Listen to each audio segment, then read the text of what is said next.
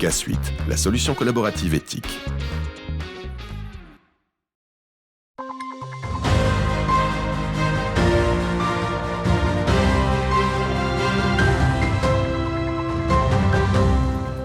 Bonsoir à toutes et à tous, mercredi 3 janvier, voici les titres de l'actualité. La Meuse est placée en vigilance orange, risque de crue et vent violent, pas de graves conséquences pour le moment, mais la prudence est requise. 2024 a débuté, avec cette nouvelle année, les bonnes résolutions, nous vous avons tendu le micro. Les fêtes de fin d'année sont finies, mais que faire de son sapin de Noël? Élément de réponse à la fin de ce journal. Et on débute ce journal avec une date anniversaire, les 50 ans du lac du Der, ce lac artificiel créé en 1974 pour devenir un réservoir d'eau, régulateur du niveau de la Seine en protection des inondations de la capitale. Après 10 ans de travaux, c'est à partir du 3 janvier 1974 que le lac fut rempli, inauguré officiellement en juillet 1974.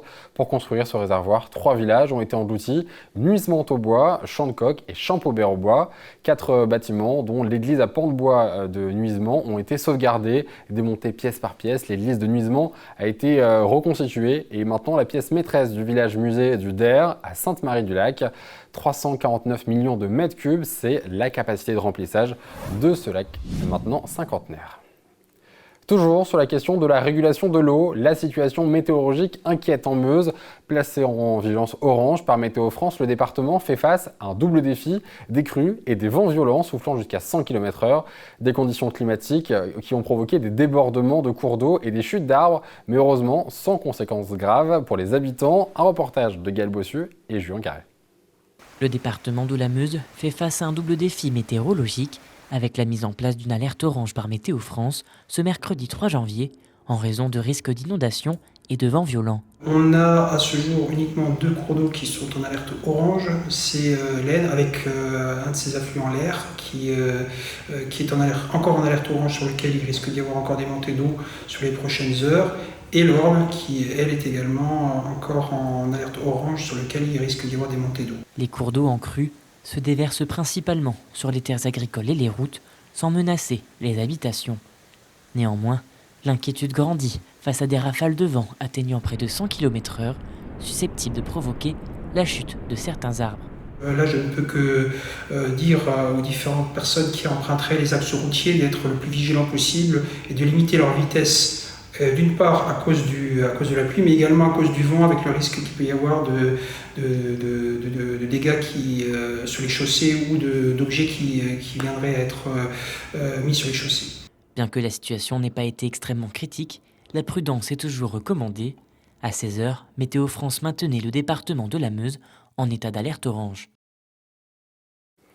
Passé Noël et la nouvelle année, tous les regards sont désormais tournés sur l'épiphanie. Fini les sapins, les décorations de tout genre et les cadeaux.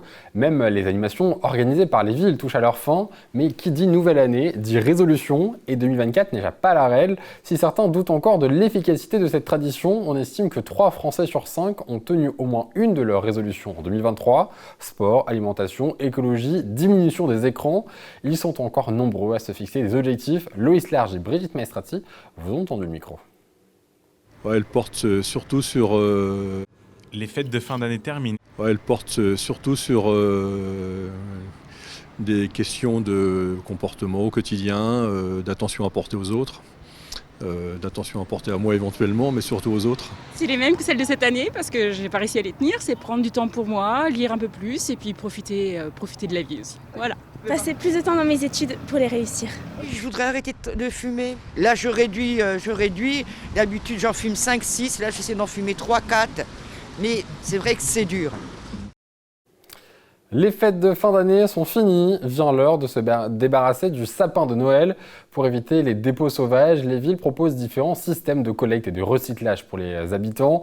De quoi offrir une deuxième vie à nos conifères. Un reportage de Gaël Bossu. Les fêtes de fin d'année terminées, c'est maintenant bientôt l'heure de ranger guirlandes et décorations sur nos sapins de Noël. Pour encourager le recyclage, les différentes villes du territoire proposent différentes options. À Bar-le-Duc, un espace de collecte a été mis en place à l'endroit de l'ancien Leclerc.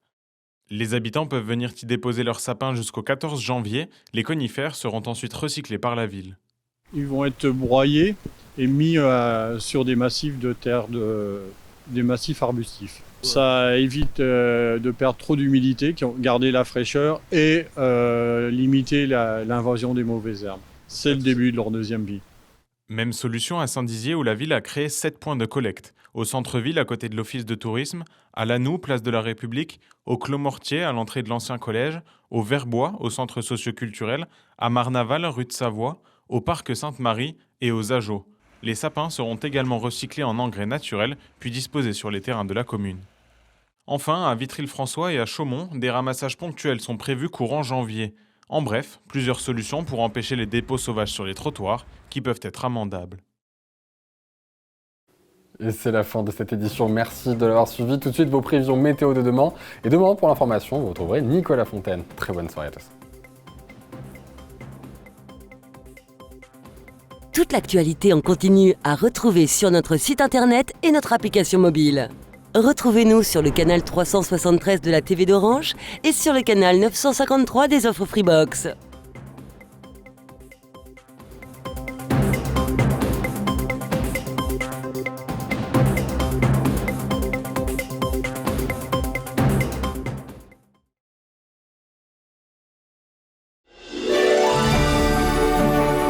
Bonne année 2024 avec Puissance Télévision.